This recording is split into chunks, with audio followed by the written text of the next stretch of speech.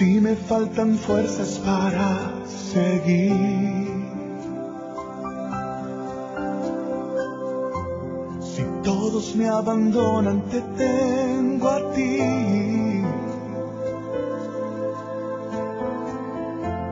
Acudo a tu presencia para calmar mi ansiedad, y al toque de tu espíritu vuelvo a soñar.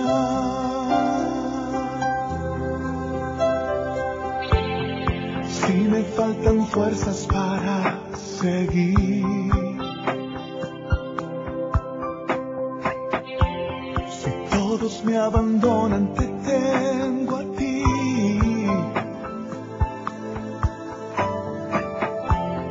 Acudo a tu presencia para calma mi ansiedad, y al toque de tu espíritu vuelvo a soñar. Es que en tu presencia está el agua que refresca y el pan que me da vida y sana mis heridas.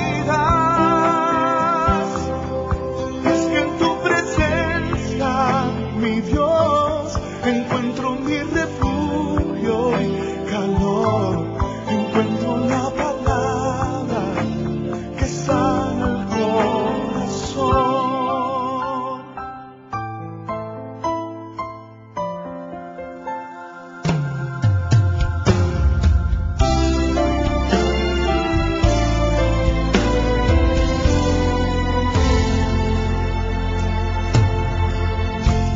Si me faltan las fuerzas, te tengo a ti.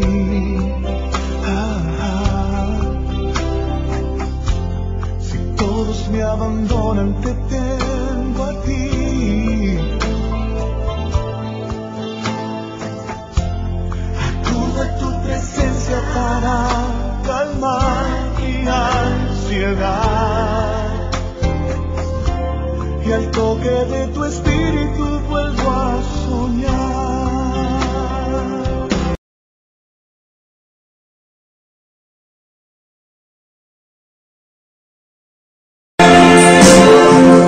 Alléluia. Nous avons besoin de Dieu. Et comme je le dis souvent, nous sommes dépendants de Dieu. Qui selon nous, qui serait Dieu sans Jésus? Une vie qui ne mérite pas d'être vécue. Tout simplement comme les autres qui périssent et qui meurent. Alléluia. Nous sommes de Jésus. Alléluia. Nous allons poursuivre en chantant des cœurs la voix de Dieu. J'aime pas beaucoup chanter, laisser le temps à la prière et surtout au message. Mais comme il y a les frères, c'est les chrétiens de l'église, et ça leur touche leur tour aujourd'hui de chanter un cœur chacun. Ils vont le faire dans cette liberté. On va les aider. Ils n'ont pas vraiment l'habitude de chanter, donc on va chanter avec eux. Le frère Samuel va nous chanter un cœur la gloire de Dieu. Et puis aussi le frère Fan nous chanter un cœur la gloire de Dieu. On l'aide, on les aide. Descends sur moi, l'Esprit de Dieu.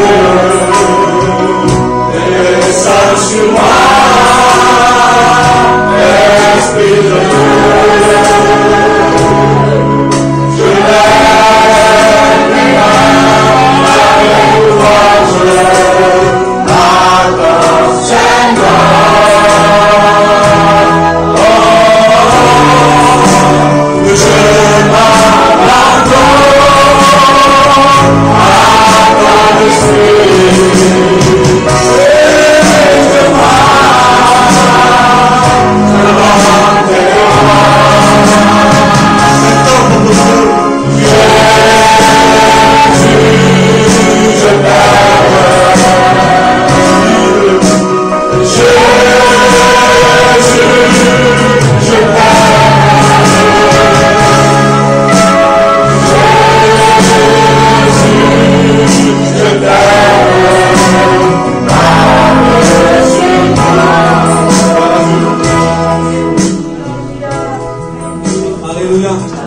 Alléluia. Voilà. Amen. On va laisser la place à Thibaut. Nous chantons le cœur de Dieu, la voix de Dieu. Et on se tourne sur le temps de la parole de Dieu. Et moi, ce que j'ai envie ce soir, comme vous. Hein? On n'est pas habitué beaucoup à chanter nous non plus. On n'aime pas beaucoup. Il faut chanter pour donner la louange à Dieu, pour disposer notre corps, notre esprit, notre âme, pour pouvoir recevoir parole de Dieu. Écouter parole de Dieu. Alléluia. Donc on laisse la page vers Thibaut et tout juste après nous écoutons l'ancien frère Xavier pour nous porter la parole de Dieu. Nous restons dans cette bonne communion, dans cette bonne présence. Vous savez, le frère a chanté un très bon chant et dont les paroles sont très importantes. Lorsqu'il a dit descends sur nous. Vous savez, quand vous voyez cette importance, que Dieu descende nous visiter, est-ce que vous voulez que Dieu vienne nous visiter? Amen. Sachez que lorsque les plantes des pieds de Dieu se posent sur les montagnes, la Bible dit que les montagnes fondent devant lui. Abbiamo potenza come quando Dio pose sul sport sulla montagna, les montagnes fondent devant sa sainteté, devant sa grandeur, parce que les montagnes reconnaissent leur Créateur. Est-ce que nous reconnaissons notre Créateur? Le Seigneur manda la grâce de Dieu. Gloire à toi. On te dit que Dieu n'a pas si tout comme tout. Nadie es como tú, Señor, nadie es como tú, mi Dios, grandes son tus maravillas en mí, grande es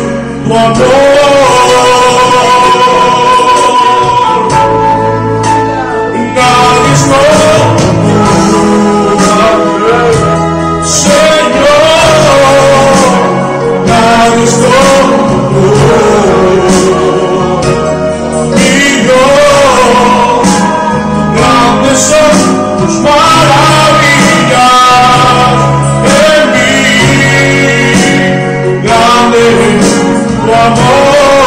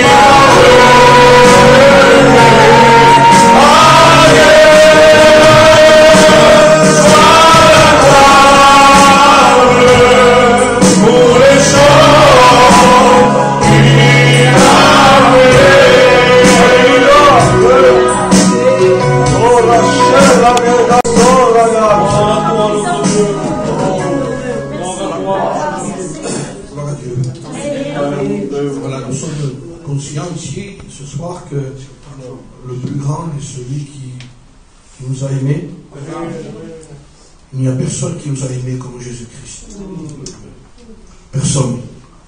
La Bible dit qu'à peine mourrait-on pour quelqu'un de bien. Ça veut dire que quelqu'un qui nous aimait, et même pour quelqu'un qui nous aimait, c'est difficile de mourir pour quelqu'un. À peine mourrait-on pour quelqu'un de bien, dira la parole de Dieu. Mais Jésus est mort pour quelqu'un de mauvais. Et la personne qui était mauvaise, c'était nous. Nous étions pécheurs. La Bible nous appelle et nous donne les vrais noms. Il n'y a que ce livre qui donne les vrais noms. Entre nous, on peut s'arranger. Entre nous, on peut employer le mot que je disais. Vous savez, je disais dernièrement, il y a que Catalac et nous, il y a mauvais. On se dirait au Catalac du tout, il y a mauvais. Ça va pour arranger les problèmes entre nous, il n'y a pas de problème. Et entre nous, on dira, s'il y a quelqu'un d'ancien qui s'est passé quelque chose, il y avait tout ça. Il y avait. Mais avec Dieu, on ne peut pas dire qu'il y avait. On ne peut pas arranger nos problèmes de notre façon à nous. C'est trop important. Le temps passe vite. La Bible dit que nos années sont comme un son que nous entendons qui part. Comme je disais, la Bible nous donne des noms. Une vapeur qui paraît. Dans le concours, les sœurs, surtout quand elles cuisinent, elles mettent quelque chose dans la marmite, elles referment, après elles veulent mettre quelque chose de plus, elles ouvrent, et quand elles ouvrent, il y a une vapeur qui sort. Il dit, ainsi en est-il. De la façon que tu vois cette vapeur qui disparaît de suite, il dit, ainsi en est-il de ta vie. Rien. Et cette fragilité, Dieu veut que nous puissions la constater. Dieu veut que nous puissions constater notre fragilité. Un homme Dieu dit dans sa prière, montre-moi, Seigneur, combien je suis fragile. Montre-moi, Seigneur. Et il disait même, enseigne-moi à bien compter mes jours.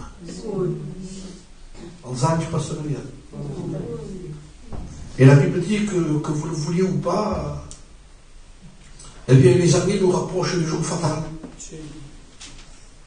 Au jour nous avons quitté cette terre. Et ça, c'est le rendez-vous de tous les hommes, de toutes les femmes.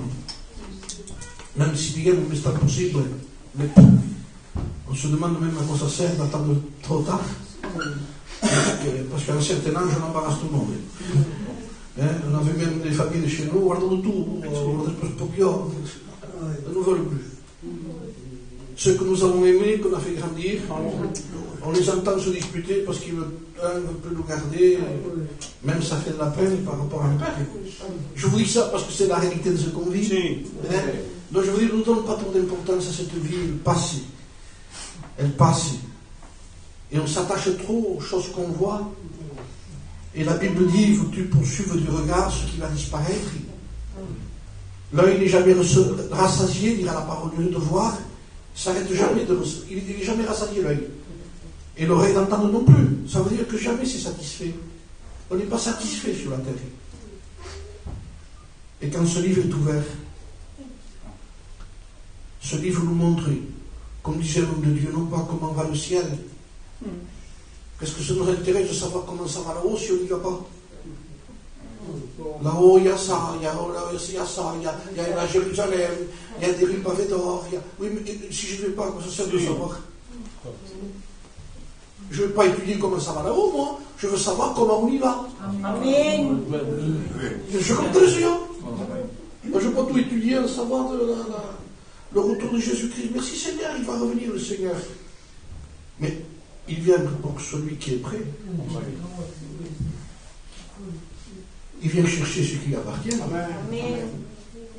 Jésus n'a jamais volé rien du tout. Jamais.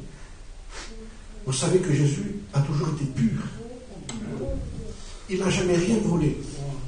Ça veut dire qu'il n'a pas le droit de prendre quelqu'un qui lui a pas donné sa vie. Sinon le diable dira, t'es un voleur. Il t'a pas donné sa vie, tu la prends. Il te l'a pas donné, tu n'as pas le droit de la prendre, tu la voles. Alors lui ne vole pas, lui. Il ne prend que ce qui est à lui. Amen. C'est pour cela qu'il est important de savoir où nous en sommes, nous, ici. Vous savez ce qui est arrivé un jour? C'est que un jour, un homme est arrivé dans un horloger. Sa montre s'est arrêtée. Et il est arrivé, il dit, monsieur, ma montre ne marche pas, elle s'est arrêtée. Les aiguilles de ma montre sont arrêtées. Alors cet homme a défait le morceau de papier qu'il avait, Et il a sorti les 2 aiguilles. Et le plus petit l'a regardé. Il dit, monsieur, vous m'emmenez que les aiguilles ici. Et, mais ce sont les aiguilles qui se sont arrêtées, monsieur, c'est pas les aiguilles qui ont des mal, c'est la montre qui a des mal. Qu'est-ce que ça veut dire pour nous, ça? N'apportons pas les problèmes, apportons le sujet des problèmes. On n'apporte que les aiguilles, nous. Ça va pas, ça va pas, mais c'est pas les aiguilles qui vont mal, c'est la montre qui va mal. C'est pas les problèmes qui sont des problèmes, c'est notre propre vie qui est un problème. C'est pas les montres, c'est pas les aiguilles qu'il faut arranger, c'est la montre, c'est nous qu'il faut arranger, qu'il faut se mettre en règle vis-à-vis de Dieu. J'ai lu ce passage parce que seule cette Bible, ce livre-là nous dit comment est notre cœur. C'est le scanner de Dieu, ça. Hein. Quand nous avons un problème, on fait une radio. Il y a plusieurs radios, vous le savez. Vous avez l'échographie, vous avez la radio normale, et ensuite vient le scanner qu'on appelle. Hein. Mais ensuite, il y a encore quelque chose de plus grand aujourd'hui, l'IRM. Eh bien, l'IRM de Dieu, c'est la Bible. C'est pour ça qu'un homme de Dieu disait, Seigneur, sonde-moi, connais-moi, montre-moi. Montre-moi, disait cet homme de Dieu, si je suis sur une mauvaise voie, et conduis-moi dans la voie de l'éternité. Ne permets pas que mon cœur s'égare. Je pensais à ce texte, lorsque le Seigneur un jour est arrivé à Jérusalem, et qu'il a regardé Jérusalem, il a dit ceci. Je le lisais tout à l'heure. Quand il a vu Jérusalem, comme il s'approchait de la ville, dans l'évangile de Luc au chapitre 19, et au verset 41, comme il s'approchait de la ville, Jésus, en la voyant, pleura sur elle et dit, si toi aussi, au moins dans ce jour qui t'est donné, tu connaissais les choses qui appartiennent à ta paix, mais maintenant elles sont cachées à tes yeux. Il viendra un temps où tes ennemis t'environneront de tranchées, t'enfermeront et te serreront de toutes parts. Ils te détruiront, toi et tes enfants, au milieu de toi. Ils ne laisseront pas en toi pierre sur pierre. Et il dit pourquoi? Parce que tu n'as pas connu le temps où je t'ai visité. Je ne crois pas qu'un seul gitan de Perpignan n'ait jamais été visité. Je connais, le Seigneur a permis, je suis originaire de Perpignan, je suis de Perpignan, hein. Voilà, mais le Seigneur a permis que je m'en aille ouvrir des heures un peu à côté. Mais cette ville-là, c'est une des villes les plus évangélisées du monde. Jamais cette ville n'a été autant évangélisée que vous. La première église qui a existé en France, c'est celle-là qui est ici. Je l'ai su. Ça veut dire quoi? Que Dieu nous a visités. Mais ce n'est pas parce qu'il nous a visités que nous avons pris conscience que nous avons été visités. Et le Seigneur reproche à cette ville de Jérusalem, qui était une ville croyante, tu n'as pas connu le temps où je t'ai visité. Ça veut dire qu'il y a un temps de Dieu. Il y a un temps de Dieu. Dieu nous visite. Dieu traverse un temps dans notre vie. Évangile de Luc. J'ai lu ce texte au chapitre 13 aussi. Et au verset 22, écoutez ce qui est écrit. Jésus traversait les villes et les villages, enseignant et faisant route vers Jérusalem. Quelqu'un lui dit, Seigneur, y a-t-il peu de gens qui sont sauvés? Il leur répondit, efforcez-vous d'entrer par la porte étroite, car je vous le dis, beaucoup chercheront à entrer et ne le pourront pas. Et il dit, quand le maître de la maison aura fermé la porte, et que vous, étant dehors, vous commencerez à frapper à la porte en disant, Seigneur, Seigneur, ouvre-nous. Il vous répondra, je ne sais d'où vous êtes. Alors vous vous mettrez à dire, parce qu'il y a une défense, nous avons mangé et bu devant toi, tu as enseigné dans nos rues, dans nos quartiers, dans nos villes en un mot. Il répondra, je vous le dis, je ne sais d'où vous êtes. Retirez-vous de moi, vous tous ouvriers d'iniquité. C'est là, dira le maître, qu'il y aura des pleurs et des grincements de dents. Quand vous verrez Abraham Isaac et Jacob et tous les prophètes dans le royaume de Dieu, et que vous serez jetés dehors. Vous savez, le Seigneur me permet de lire sa parole, non pas comme tout serviteur de Dieu, parce que la Bible se lit comme en tant que chrétien. Je ne vous connais pas, moi, ici. Je crois que la plupart, vous êtes débaptisés. La plupart, même si vous n'êtes pas baptisés, parce qu'il ne s'agit pas d'être baptisé pour être sauvé. Il y a des gens qui ne sont pas baptisés, mais qui sont sauvés déjà. Amen. Vous le comprenez, ça? Amen. Donc, la plupart d'entre vous, vous savez ces choses-là, vous connaissez les choses de Dieu. Le Seigneur, en traversant cette ville, quelqu'un lui pose une question. Y a-t-il peu de gens qui soient sauvés? Mais ce qui dernièrement, m'a bouleversé, c'est la fin du texte. Quand le maître de la maison sera levé et qu'il aura fermé la porte. Ça veut dire que pour le moment, la porte est ouverte. Amen. Mais que le Seigneur va se lever bientôt. Et je crois. C'est ma façon de le voir, de le penser. Amen. Il y a une distance entre, par exemple, moi je suis là, et la porte est là-bas. Imaginez que la porte est ouverte. Et que je prends le temps de passer par là, moi, et d'arriver jusqu'à là-bas pour fermer. Il faut que je quitte mon endroit, moi. Je suis en marche pour y aller. Je crois, d'après les événements qu'on vit, que Jésus a quitté déjà l'endroit, et qu'il est en marche pour arriver à la porte. La porte de la grâce va se fermer. La Bible dit que les gens qui ont toujours eu cette illusion, cette façon de voir les choses, heureusement qu'il y a la Bible. Sinon on ne pourrait pas le dire ce que je vous dis ici. C'est trop grave. Même en ayant la Bible, il y en a qui disent attention à ce que tu dis, mais c'est écrit. Imaginez si ce ne serait pas écrit. Dieu nous avertit. Parce que le Seigneur montre ici un exemple. Qu'il y a des gens qui ont vécu à cette époque-là, et le Seigneur leur dit à cet homme qui pose la question, parce que Jésus traversait les villes. Que ça veut dire traverser les villes et les villages? Il n'allait pas dans les grandes villes seulement, il allait dans les petits villages aussi. Il ne passait pas dans les champs, Jésus, pour faire un peu court. Il cherchait la gamme du monde. Ça ne faisait rien de faire un détour de 20 km à pied, pourvu qu'il passe parmi les gens où il pouvait parler aux gens. Donc il voulait avertir les gens, lui. Il avertit, il disait, écoutez, le royaume des cieux est proche. Et son message était celui-ci, repentez-vous. Il n'y a pas d'autre moyen, il dit, pour s'approcher de Dieu. N'essayez pas de vous améliorer. Le chrétien croit aujourd'hui qu'il faut essayer de devenir meilleur. Ça ne marche pas, vous n'y arriverez pas.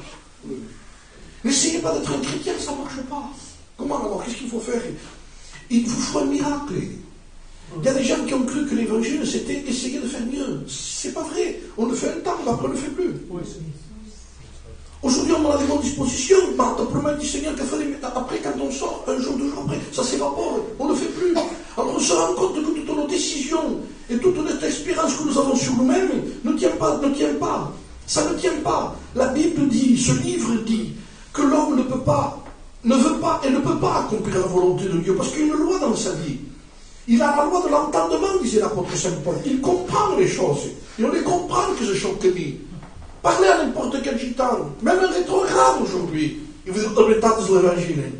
C'est un malheureux. C'est les malheureux qui adorent, qui constatent que c'est vrai, mais ils veulent le vrai évangile.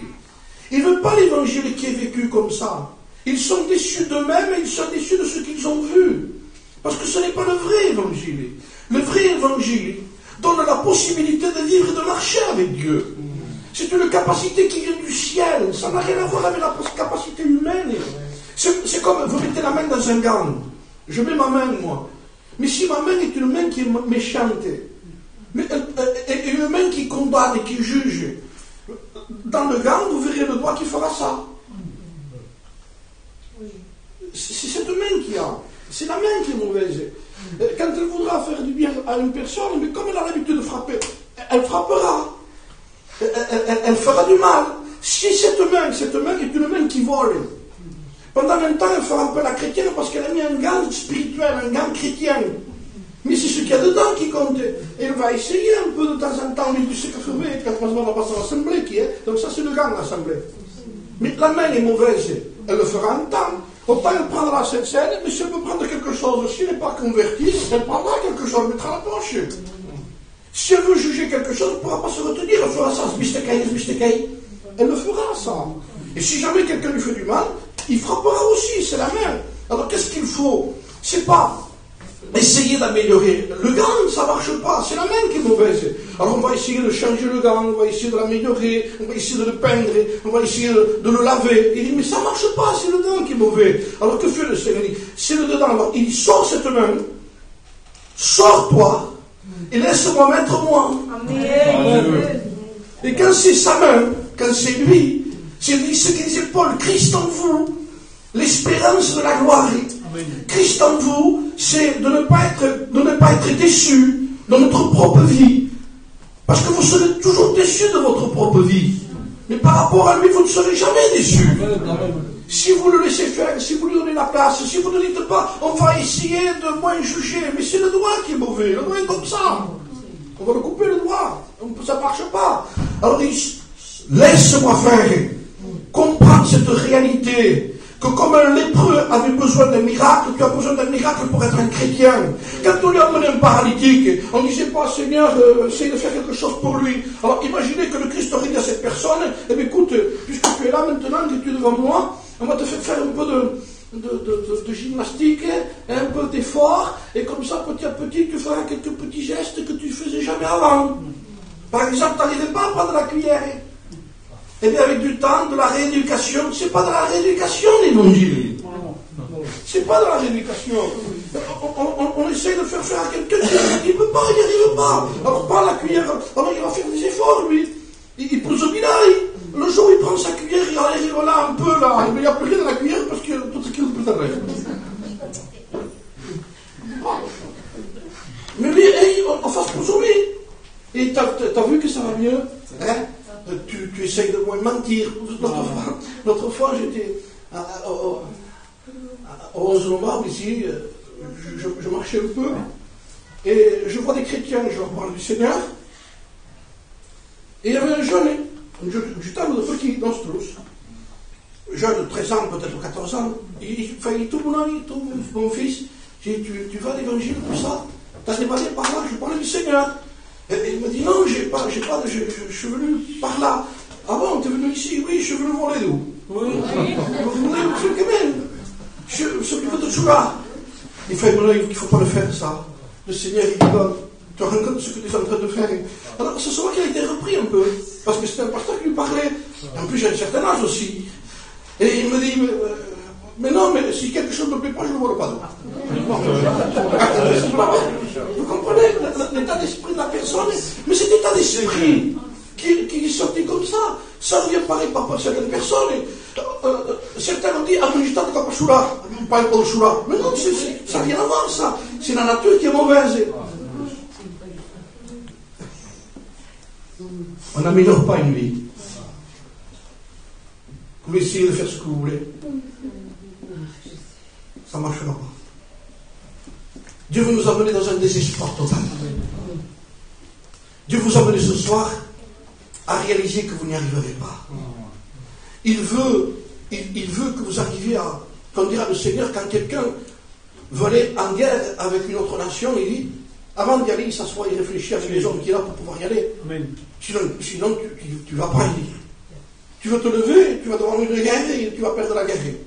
Alors, au lieu de vouloir faire la guerre, il dit, constate que tu ne peux pas y aller, que tu ne gagneras pas, mais si tu veux y aller, fais quelque chose. Il dit, lève le drapeau blanc, rends-toi. Ça veut dire que tu ne pourras pas gagner, rends-toi. Lève le drapeau blanc, je ne peux pas y arriver, Seigneur, je me rends. Je ne veux pas essayer encore un diplomatie chrétien, même si on se ferait baptiser 10 fois. Ça ne marche pas. Ce n'est pas le baptême qui change une vie. Ça n'a rien à voir. Il n'y a que le baptême de la régénération, dira la parole de Dieu. Il n'y a que le baptême de la transformation de ce que le Christ était en train de faire. C'est pour ça que le Seigneur répond à la question de cet homme. Cet homme lui pose une question lorsqu'il traverse. Et regardez ce que dit le texte. Il ne fait que passer. Traverse la ville. Jésus ne s'installait pas, il passait. Et quelqu'un lui pose la question, y a-t-il pas de gens qui sont sauvés? Alors Jésus lui répond, tu me poses des questions? Tu veux quoi? connaître le salut comme toi. Et le Seigneur est en train de dire à cette personne, tu poses des questions et je suis la porte. Tu es en train de me parler, efforce-toi d'entrer par moi. Qu'est-ce que tu es en train de vouloir connaître? Qu'est-ce que tu veux savoir à la maison si tu ne passes pas par la porte? Pourquoi tu veux savoir ce qu'il y a dans l'intérieur? Il y a un monstre, il y a une vitre. Mais il dit, tu veux tout savoir sans rentrer, entre. C'est quand tu seras dedans que tu verras tout. C'est là que tout se passe. Efforce-toi d'entrer par la porte étroite. Et parce que le maître de la maison, il va venir un temps, il dit, le maître de la maison va fermer la porte. Et toi, en étant dehors, tu commenceras à frapper parce que tu as la connaissance des choses. Je connais les cantiques, je connais les prédicateurs, je connais celui qui doit prêcher aussi. Qui c'est qui prêche ce soir en table, il passe. On apprécie même. Alors, regardez sur la connaissance. Mais cette connaissance, c'est pas la connaissance qui sauve celle-là. C'est la connaissance qui apprécie, comme elle apprécie un fruit, quelque chose. Mais ça n'a rien à voir avec le spirituel. Et ces personnes-là, diront la parole de Dieu, elles ont eu une connaissance qui, au dernier moment, heureusement que la Bible nous avertit, elles se présenteront devant le ciel, il dit, et la porte est fermée. C'est un cauchemar, ça. Au fait, nous sommes un cauchemar, il nous tarde de se réveiller. On peut dire que quelqu'un nous réveille.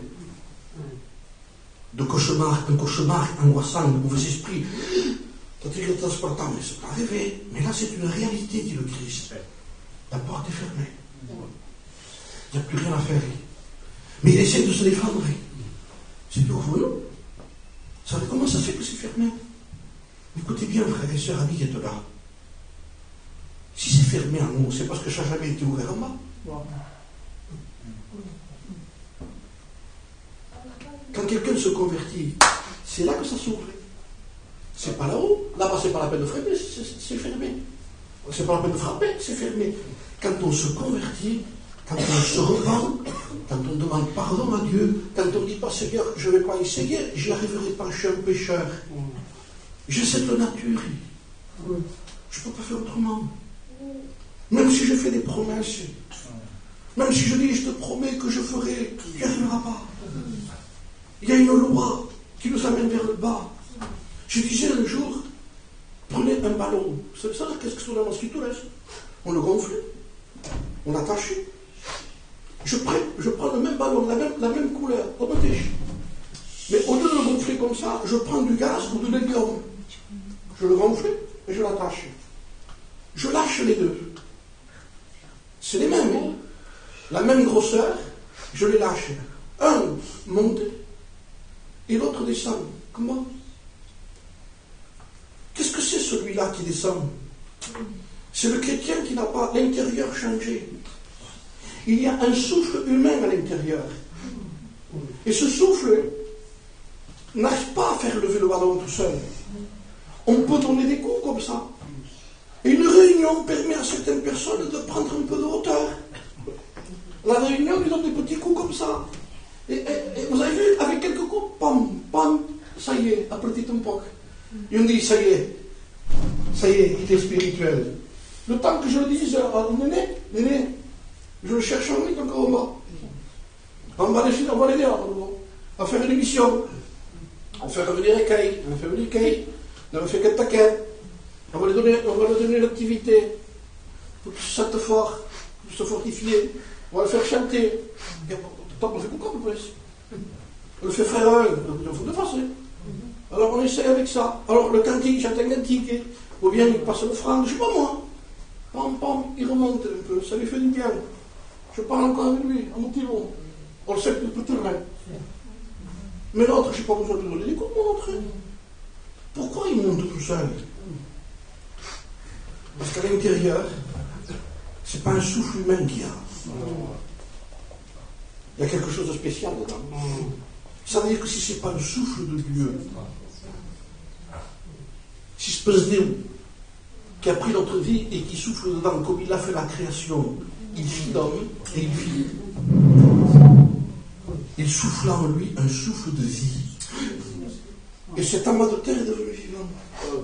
Il touche, il prend, il voit. D'où ça vient ça? Sans le souffle de Dieu, c'était un amas de terre. Quand Dieu souffle, quand Dieu agit, quand le Saint-Esprit agit dans un cœur, quand c'est Dieu qui agit, parce que la personne a constaté que ce n'est pas la peine qu'il essaye, il n'y arrivera pas. Que quand quelqu'un est aveugle, quand quelqu'un est paralysé, il n'a pas besoin qu'on essaye de lui faire de la rééducation, ou qu'on essaie de le conduire un peu, il n'y arrivera pas. Qu'est-ce qu'il lui faut à la personne ici? Jésus n'a jamais fait un traitement à la personne en disant, puisque tu es paralysé, tu feras 3 séances de ça, 3 séances de ça, et tu deviendras bon chrétien. Il n'a jamais dit ça. Il dit, prends ton lit, lève-toi et marche. Amen. Et quand quelqu'un venait devant lui, il lui dit, tes péchés te sont pardonnés. Et quand cette personne était pardonnée, Jésus lui dit, va et ne pêche plus. Parce que tu vas redevenir ce que tu étais avant. Quand Jésus rencontrait quelqu'un, il rencontrait quelqu'un où il y avait de l'impossibilité dans sa vie, où il savait que lui ne pouvait pas. Mais quand le Seigneur le pardonnait, il lui disait surtout, ne recommence pas à pécher. Parce que sinon tu vas redevenir ce que tu étais. Ça veut dire que quand on rencontre le Seigneur réellement, on n'a plus envie de pécher. Ce qui est une preuve de notre rencontre avec lui.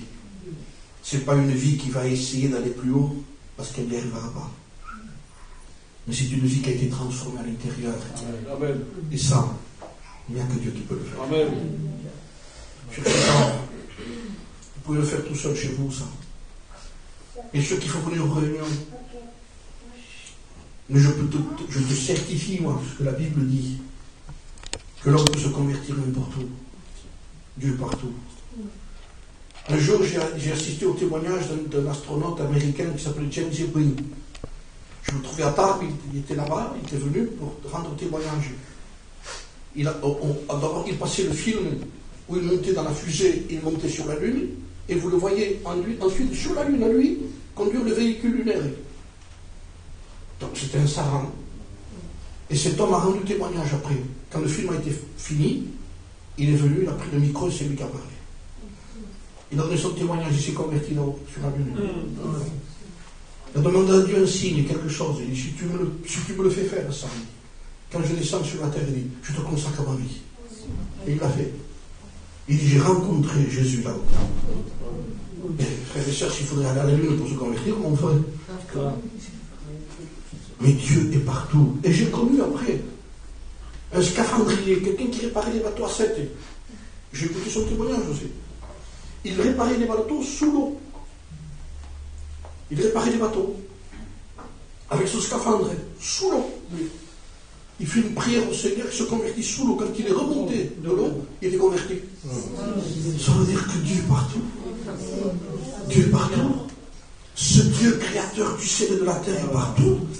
Et ce Dieu veut non pas que nous changions de local, d'église, non, de vêtements religieux, il veut que tu changes ton cœur. Les gens ont été déçus, ils se sont plus enseignés dans leur rue. Et le Seigneur dit, je ne vous ai jamais connu. Je ne vous ai jamais connu. Vous comprendrez facilement ce que je vous dis. Ce n'est pas parce qu'on se sert de Dieu qu'on sert Dieu. Je me sers de lui. Bénis-moi, garde-moi, protège-moi. Va là-bas, donne-nous. Je me sers de Dieu, je m'en sers de Dieu. C'est un chéquier. Mais c'est pas parce que je me sers de chéquier que j'ai le directeur de la banque, non. Je me sers de Dieu. Mais je ne sers pas Dieu. Il y a des gens qui me disent, mais que la balance. Que Dieu m'a mis à chier, tout le monde demande ça. La Bible dit, je l'ai lu dans la Bible, que les lions demandent leur proie à Dieu. Oui, Seigneur. Oui, c'est écrit. Les lions demandent leur proie à Dieu. C'est biblique ce que je vous dis. Hein. Vous imaginez? Moi j'écoute un lion. Moi. Je sais, mais tu sais qu'il est en train de prier là? Ah bon? C'est un chrétien alors, tu sais. Demande. Baptisez-le, vous allez voir. Pourtant, il prie Dieu, il demande à Dieu. Quand il est dans une cage, mettez la main. Il dit, ça, quelqu'un qui te met. Il mange la main. Pourquoi? C'est un lion. Si quelqu'un n'a pas été transformé, il reste ce qu'il est. Même s'il demande à Dieu, il reste un lion quand même. Si quelqu'un est méchant dans son cœur, il peut mettre un vêtement en disant, c'est bravo, oui, c'est bravo, oui. Mais attendez, sa nature, elle va s'en sortir. Oui. Il est ce qu'il est. La Bible dit qu'un léopard ne peut pas changer ses taches. Ni un homme de couleur, sa couleur. Quelqu'un qui est un homme de couleur reste comme il est. Ça veut va en ville, et il a toujours ses tâches. Un léopard qui va dans le clair, il rentre dans le clair, il a toujours ses tâches. Il va en ville, il va à Leclerc, après il va dans la réunion, il a toujours ses tâches. Ça veut dire que l'endroit ne le change pas. S'il n'a pas été changé, l'endroit ne change personne. Il faut qu'il ait rencontré Jésus. Amen. Amen. Il faut que vous ayez fait l'expérience personnelle avec lui. Et quand vous avez fait cette expérience personnelle avec lui, c'est quelque chose qui est le légal et le normal de l'ABC de la Bible. Si vous n'avez pas rencontré personnellement Jésus-Christ et vous n'avez pas remis votre vie en question par rapport à votre péché, à votre cœur, vous ne l'avez pas rencontré. Vous avez entendu parler de lui. Il vous a visité. Certains ont été guéris. Guéri le Seigneur, oui, mais tu peux être un guéri perdu. Même si tu veux un miracle de Jésus, ce n'est pas pour autant que tu peux te sauver. Où est le salut? C'est quand Jésus disait aux personnes, quand il avait contact avec eux, tes péchés te sont pardonnés. Il fallait qu'ils entendent ça. On peut être très près de Jésus et manquer son but. Jésus visite et des personnes passent à côté. Il y en a qui prenaient de ce qui était à lui et le laissaient à lui. Tu donnes ça, donne-moi le. Il y en a qui prenaient du pain, du poisson, ils s'en allaient. Il venait de voir le miracle, et au lieu de venir se jeter aux pieds de Jésus en disant, Seigneur, mais c'est pas le pain qui m'intéresse, c'est le poisson. Tu es le Jésus. Tu fais ces miracles, Seigneur. Mais là, qui ne regardent même pas ça. En regardant, on n'a pas empêche. Ils s'en allaient chez eux. D'autres étaient guéris. Seigneur, guéris-nous sur le chemin. Dis lépreux. Dire à Jésus, Seigneur, purifie-nous. Et Jésus leur dit aux 10, allez vous présenter au sacrificateur. Et pendant qu'ils y allaient, ils ont dû constater leur guérison. Parce qu'ils se voyaient, il dit, t'as plus de lèpre. Regarde, t'as plus de taches. Et toi non plus. Miracle, non? Et un fait demi-tour. Il refait le chemin à l'envers. Les autres continuent leur propre vie. Ils vont aller au temple, dans la cataclysme, mais ils ne viennent pas se repentir. Parce que le miracle avait un but. C'est de faire demi-tour. Le miracle avait un but. C'est de se repentir et de se convertir. Parce que se convertir, c'est faire demi-tour. Et d'aller vers Jésus. Et quoi faire? Se jeter à ses pieds. Et le reconnaître comme étant le Sauveur. Et Jésus dit, les 10 n'ont-ils pas été guéris? Mais où sont les vôtres? Où sont les chrétiens qui retournent aux pieds de Jésus quand ils vont à une réunion? Où sont ceux qui ne sont pas influencés par la quantité des personnes? Le Seigneur a fait quelque chose pour moi, il faut que j'aille à ses pieds, il faut que j'aille le voir. Ça passe à coucou de la mobilité. Je n'accepte pas qu'une réunion, je n'accepte pas que chanter quelques cantiques, je veux autre chose, parce que la porte va être fermée. Et que vous étant dehors, vous commencerez à frapper. La Bible dit, et ça c'est terrible, quand vous verrez Abraham, Isaac et Jacob, parce que ces gens-là vont rentrer dans le ciel, écoutez bien, c'est écrit dans la Bible, ils vont se présenter devant le grand trône blanc. Et devant le grand trône blanc, Dieu leur dira, en un mot, qu'est-ce que tu as fait de mon fils? Qu'est-ce qu'il a été pour toi? Mais je m'a béni, non, ce n'est pas ça le but. Est-ce que tes péchés ont été pardonnés par lui? Est-ce que tu as accepté son pardon? Est-ce que tu t'es repenti? Est-ce que tu as fait une rencontre personnelle avec lui? Quand même si les autres ne suivent pas, tu suivras quand même. Même si les autres tombent à côté, toi tu continueras à marcher avec Dieu.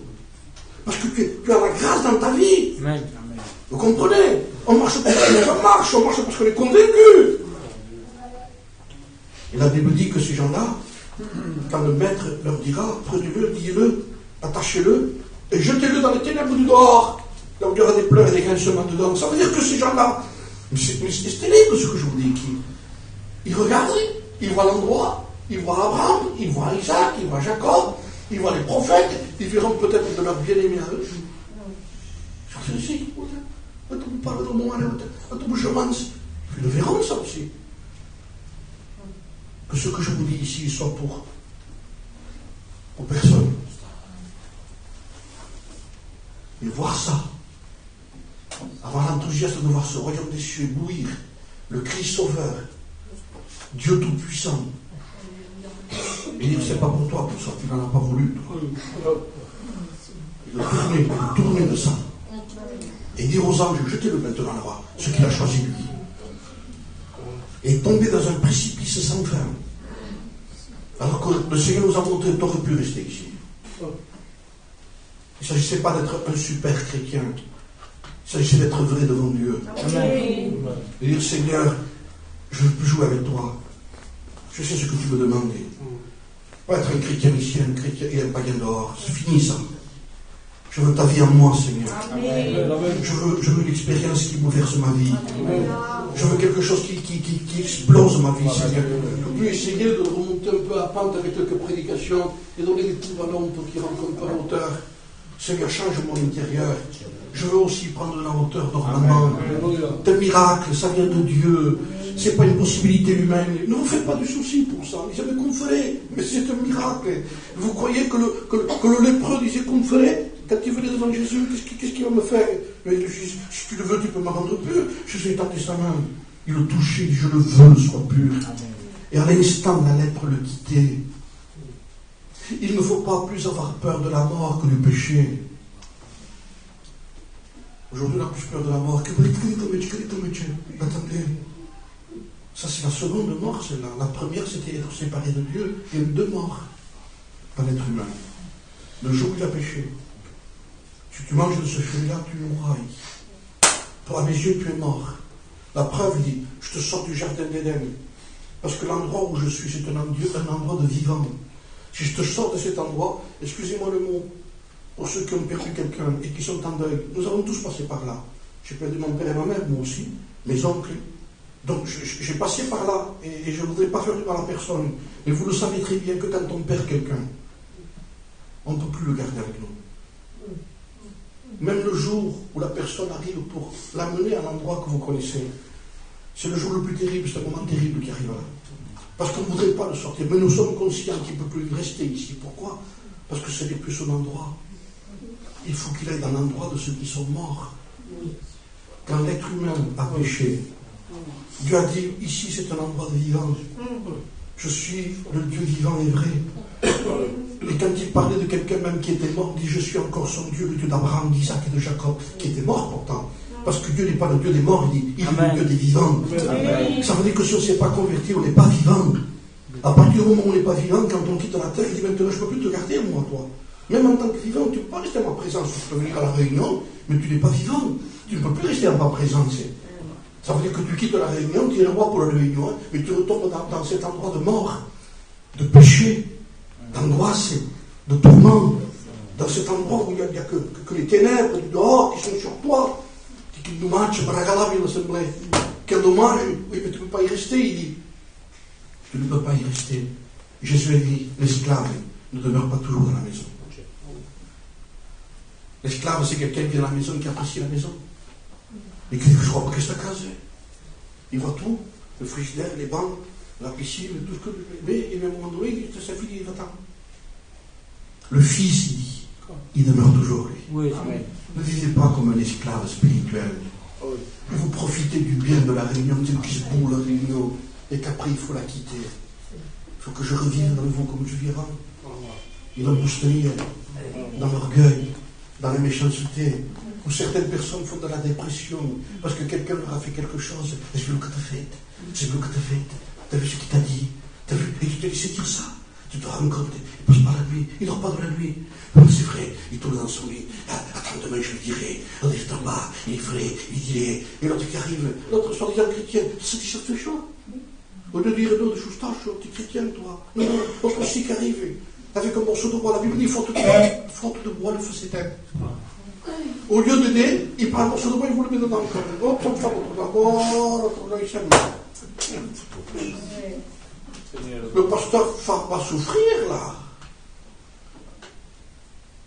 Vous vous rendez compte de quelqu'un qui n'a pas la vie du Christ? Il n'arrive pas à aimer, il n'arrive pas à pardonner. Il est angoissé. Il s'en mêle dans la réunion, il faut qu'il quitte la réunion. Il sort de la réalité de ce qui. Quel dommage il dit. Je vous pose une question ce soir. Vous n'aimeriez pas, comme disait David, je voudrais habiter tous les jours de ma vie dans la maison de l'Éternel. Amen. Amen. Vous ne voudriez même pas Parce que David, lui, il fallait qu'il aille dans un endroit pour rencontrer Dieu. Mais Dieu dit maintenant, c'est fini, il dit. C'est moi qui te rencontre à toi. Et je fais de toi ma maison, il dit. Tu seras un chrétien partout où tu iras. Tu seras dans un supermarché, tu seras un chrétien. Ah oui, si. Tu iras au marché, tu seras un chrétien. Et quand tu feras les commissions, tu seras un chrétien aussi avec ton panier. Et quand tu rencontreras un frère, une soeur, tu diras, ça va sœur, ça va frère, ça va, gloire à Dieu. Vas la réunion ici, c'est pour les manières, le macantan, ça lui. C'est formidable. Vous vous rendez compte de la grâce de la vie de Dieu. Vous n'en avez pas assez d'être esclaves. À nous de nous révolter. Ah non, je n'accepte pas, Seigneur. Je ne veux pas m'entendre dire un jour, prenez le lieu devant le ciel et dire, il faut que je quitte ça. Par mon orgueil, excusez-moi, par ma folie. J'ai tout perdu pour toute l'éternité, parce que je voulais vivre comme je le voulais. Combien de temps? La Bible dit qu'il y a un moment donné où il n'y a plus goût. Parce que avant on appréciait les choses, maintenant non. On perd la mémoire. Dafür gecheckt, da kannst du gefasst und so fahren. Parce que beaucoup rauskommt. Dans l'insuline, je réfléchis, est-ce que je me suis fait la piqûre? Mais qu'est-ce qui m'arrive? Je dis, on ne peut pas croire qu'il nous arrive ça. Parce qu'on croit qu'on continuera toujours. Perdre un moment, tu crois que tes jambes te tiennent, boum, quand on se porte terre, tu dis, comment ils sont qui conduisent ton niveau? Tout te trahit. Pour ce que tu as vécu, tout te trahit. Toi-même, tu te trahis. La personne que tu as chérie, que tu l'as écoutée, elle voulait mentir, elle mentait. Elle voulait se fâcher, elle se fâchait. Elle voulait se disputer, elle se disputait. Tu l'as toujours écoutée. Et maintenant que tu es vieux, que tu en as le plus besoin, elle ne te porte même pas. Et vous voulez que je me confie dans ça, moi? Donnez votre vie au Seigneur. Amen. Et elle va vous trahir. Votre jouisse va vous engager. Votre façon d'écouter va vous tromper. Votre façon de voir, il faut avoir des choses mauvaises, alors que ce n'est pas vrai. Il y a des disputes, des querelles. Dieu veut nous sortir de là. Amen. Vous savez, le ciel ne commence pas quand on est sera. Le ciel commence ici. Le ciel n'est pas un endroit, c'est une personne. Il faut que vous sachiez que le ciel n'est pas un endroit. Il y a qui spendent dans le ciel. Si tu n'as pas reçu Jésus-Christ, tu n'iras jamais. Non. Parce que le ciel, c'est une personne. Le royaume des cieux a dit, Jésus s'est approché de vous, c'est moi le ciel. C'est moi, Jésus, le ciel. Si vous n'avez pas Jésus, vous n'avez pas la vie. Il n'y a que quand il y a Jésus qui a la vie. Acceptez Jésus pleinement dans votre vie. N'acceptez pas de dire, les millions sont partageables. De quoi tu me parles, mon frère? Il y a 35 ans que je connais le baptême et tout. Il est temps que tu te convertisses. Il est temps que tu te repentes. Il est temps que tu fasses une expérience qui te sorte du péché et qui mette en toi une nouvelle nature, une nouvelle création. La Bible dit que ceux qui sont en Christ, les choses anciennes sont passées et toutes choses sont devenues nouvelles. Il y a un modèle dans la Bible. On ne peut pas se tromper. On ne se convertit pas quand on veut ici. On dit, nous sommes de Perpignan, faire le non, je lis la Bible. Comment ils se sont convertis dans ce livre? Comment ils sont nés de Dieu dans ce livre? Que ce soit à Béziers, Perpignan, en Espagne, au Portugal, en Amérique. Par un seul message, vous l'avez crucifié. Repentez-vous, convertissez-vous. Devenez chrétien par ce même message qu'il y a dans ce livre-là. Il n'y a pas 50 messages, il n'y a que celui-là. Amen. Si je peux être chrétien un jour, c'est parce que j'ai écouté ce message. Amen. Si les frères sont devenus des chrétiens, c'est parce qu'ils ont écouté ce message-là. Il n'y a pas 50 messages. Il n'y a que nous. Vous l'avez compris, le Seigneur? Amen. Nous sommes heureux. Là où toi tu es, Jésus.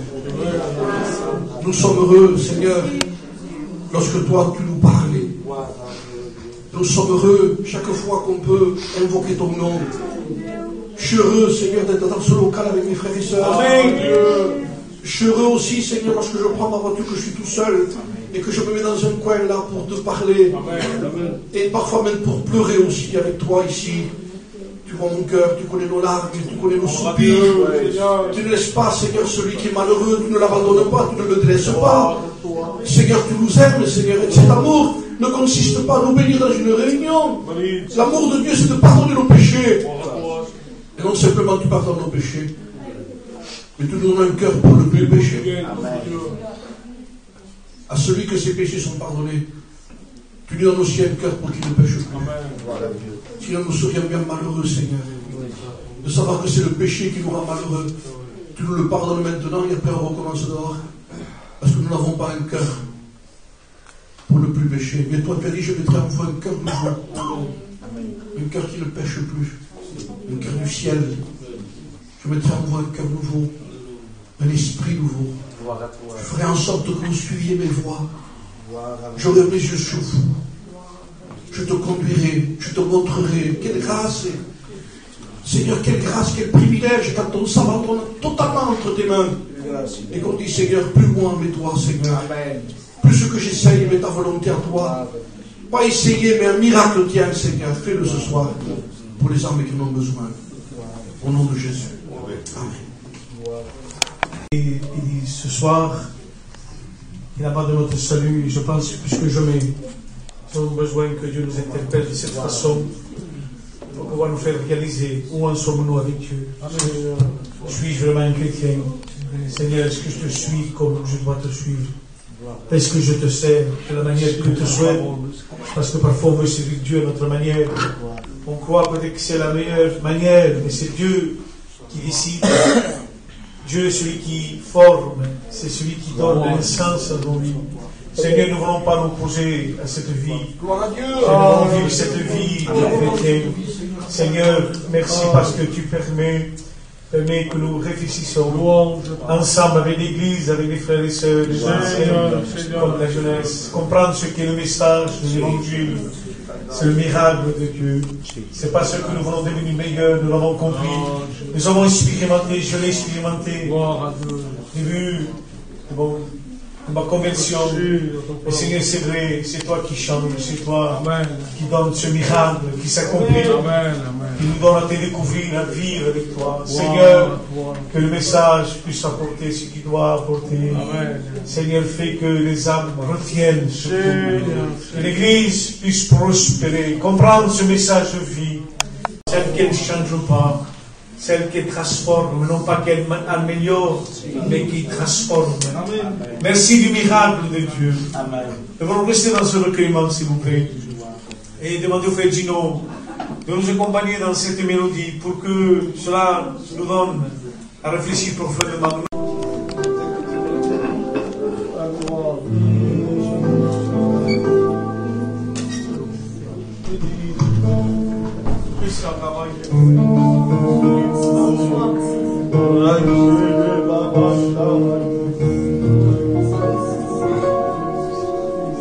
Ah, Jésus.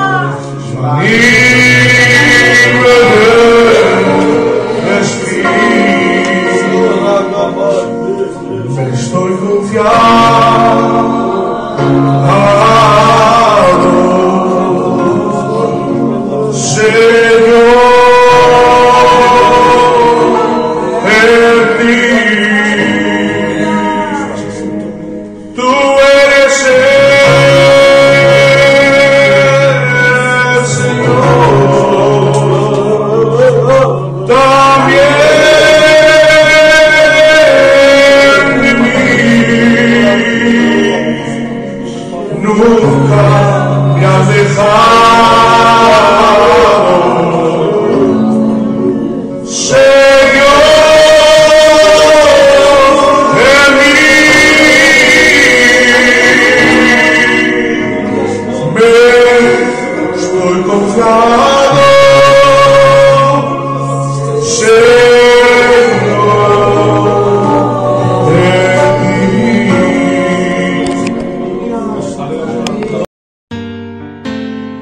ce CD a été fait pour pouvoir exprimer la joie et le bonheur qu'il y a dans mon cœur. Parce que le seul qui a pu me rendre heureux, c'est le Fils de Dieu, le Christ. Je vous souhaite de rencontrer Jésus-Christ. Et j'aimerais vous chanter ce cantique merveilleux de ce que j'étais. Une brebis perdue, voilà ce que j'étais. Nassement corrompu qui est l'humanité. Mais un jour dans mon cœur, Jésus s'est révélé. Il est entré à moi, il m'a éclairé. Une brebis perdue, voilà ce que j'étais. Dans ce monde corrompu qui est l'humanité. Mais un jour dans mon cœur, Jésus s'est révélé. Il est entré à moi, il m'a éclairé.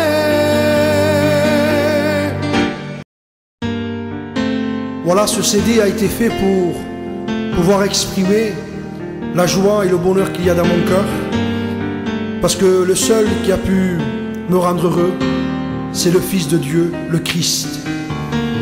Je vous souhaite de rencontrer Jésus-Christ. Et j'aimerais vous chanter ce cantique merveilleux de ce que j'étais. Une brebis perdue, voilà ce que j'étais. Dans ce monde corrompu qui est l'humanité.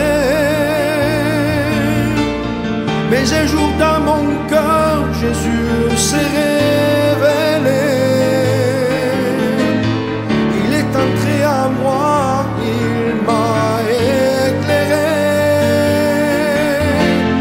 Une brebis perdue, voilà ce que j'étais. Dans ce monde corrompu qui est l'humanité. Mais un jour dans mon cœur, Jésus s'est révélé.